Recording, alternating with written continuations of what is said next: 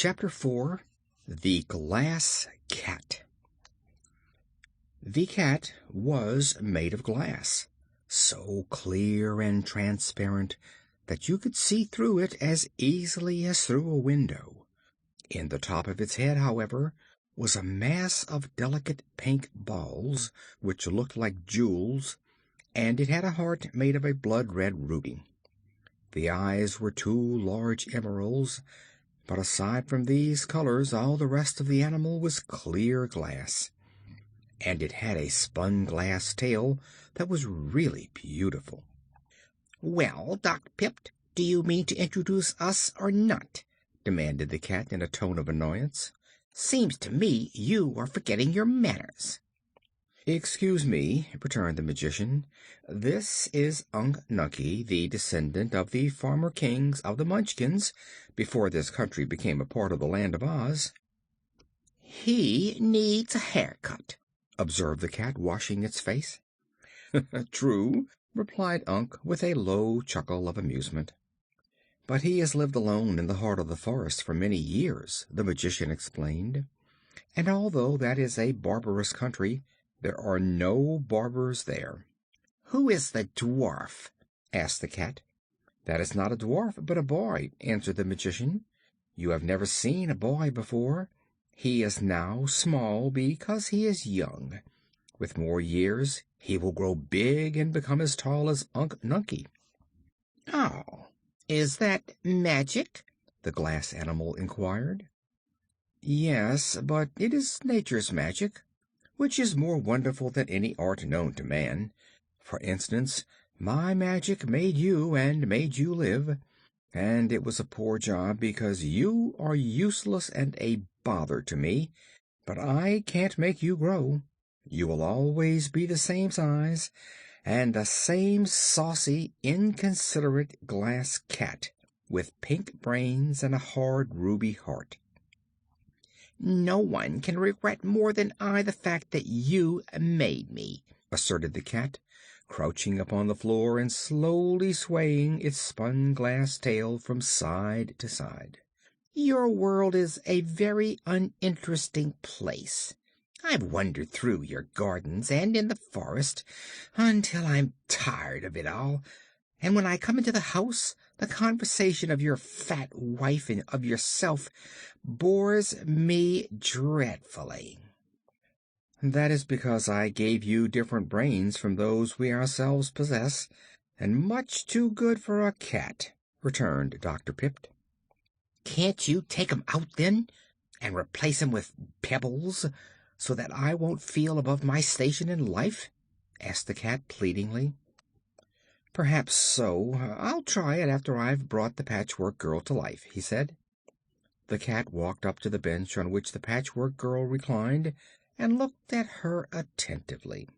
"Are you going to make that dreadful thing live?" she asked. The magician nodded. "It is intended to be my wife's servant maid," he said. "When she is alive, she will do all our work and mind the house. And you are not to order her around, Bungle, as you do us. You must treat the Patchwork Girl respectfully." "I won't. I couldn't respect such a bundle of scraps under any circumstances." "If you don't, there will be more scraps than you will like," cried Margolotte angrily. "Why didn't you make her pretty to look at?" asked the cat. "You made me pretty, very pretty indeed, and I love to watch my pink brains roll around when they're working, and to see my precious red heart beat." She went to a long mirror as she said this, and stood before it looking at herself with an air of much pride. "But that poor patched thing will hate itself when she's once alive," continued the cat. "If I were you, I'd use her for a mop, and make another servant that is prettier." "You have a perverted taste," snapped Margolotte, much annoyed at this frank criticism. "I think the Patchwork Girl is beautiful, considering what she's made of. Even the rainbow hasn't as many colors, and you must admit that the rainbow is a pretty thing. The Glass Cat yawned and stretched herself upon the floor. "Have your own way," she said. "I'm sorry for the Patchwork Girl, that's all." Ojo and Unc Nunkie slept that night in the Magician's house, and the boy was glad to stay because he was anxious to see the Patchwork Girl brought to life. The Glass Cat was also a wonderful creature to little Ojo, who had never seen or known anything of magic before, although he had lived in the fairyland of Oz ever since he was born. Back there in the woods, nothing unusual ever happened.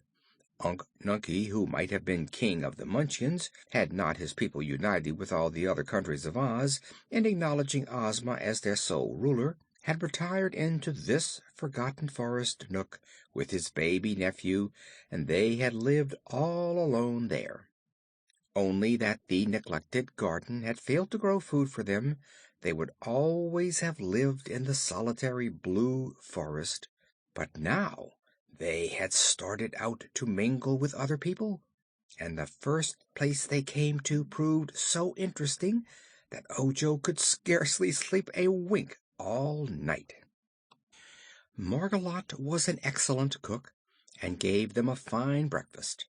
While they were all engaged in eating, the good woman said: "This is the last meal I shall have to cook for some time, for right after breakfast Dr. Pipt has promised to bring my new servant to life.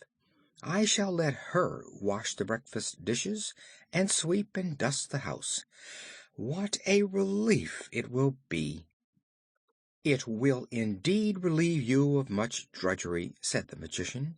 "By the way, Margolotte, I thought I saw you getting some brains from the cupboard while I was busy with my kettles.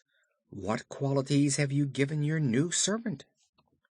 "Only those that a humble servant requires," she answered. "I do not wish her to feel above her station, as the Glass Cat does. That would make her discontented and unhappy, for of course she must always be a servant." Ojo was somewhat disturbed as he listened to this, and the boy began to fear he had done wrong in adding all those different qualities of brains to the lot Margolotte had prepared for the servant. But it was too late now for regret, since all the brains were securely sewn up inside the Patchwork Girl's head. He might have confessed what he had done and thus allowed Margolotte and her husband to change the brains, but he was afraid of incurring their anger. He believed that Unc had seen him add to the brains, and Unc had not said a word against it. But then Unc never did say anything unless it was absolutely necessary. As soon as breakfast was over, they all went into the Magician's big workshop, where the Glass Cat was lying before the mirror, and the Patchwork Girl lay limp and lifeless upon the bench. "Now then," said Dr. Pipt in a brisk tone, "we shall perform one of the greatest feats of magic possible to man, even in this marvelous land of Oz. In no other country could it be done at all. I think we ought to have a little music while the Patchwork Girl comes to life. It is pleasant to reflect that the first sounds her golden ears will hear will be delicious music." As he spoke, he went to a phonograph, which was screwed flat to a small table, and wound up the spring of the instrument and adjusted the big gold horn.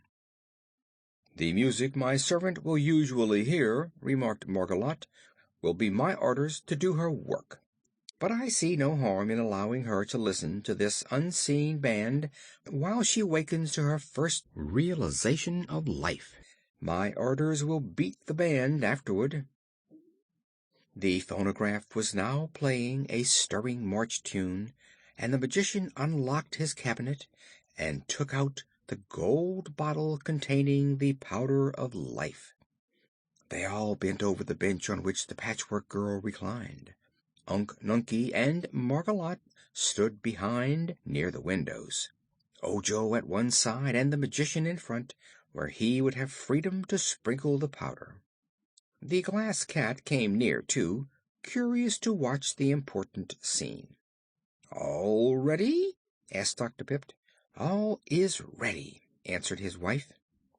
So the Magician leaned over and shook from the bottle some grains of the wonderful powder, and they fell directly on the Patchwork Girl's head and arms. Chapter 5